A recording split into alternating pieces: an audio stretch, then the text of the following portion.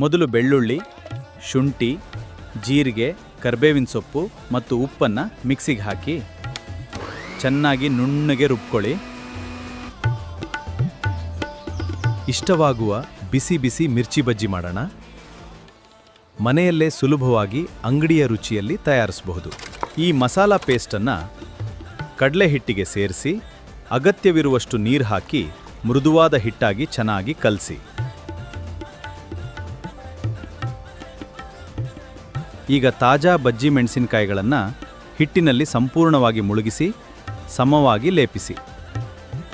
ಕುದಿಯುತ್ತಿರುವ ಎಣ್ಣೆಯಲ್ಲಿ ನಿಧಾನವಾಗಿ ಬಜ್ಜಿಗಳನ್ನು ಹಾಕಿ ಎರಡೂ ಬದಿಗಳು ಚಿನ್ನದ ಬಣ್ಣ ಬರೋವರೆಗೆ ಕರಿಯಿರಿ. ಬಿಸಿ ಬಿಸಿ ಕರಕರೆಯಾದ ಮಿರ್ಚಿ ಬಜ್ಜಿ ಸಿದ್ಧ. ತೆಂಗಿನ ಚಟ್ನಿ ಅಥವಾ ಟೊಮೆಟೊ ಸಾಸ್ ಜೊತೆಗೆ ಸವಿದ್ರೆ ರುಚಿ ಇನ್ನೂ ಹೆಚ್ಚಾಗ್ತದೆ. ಇಷ್ಟವಾದರೆ ಲೈಕ್ ಮಾಡಿ, ಫಾಲೋ ಮಾಡಿ.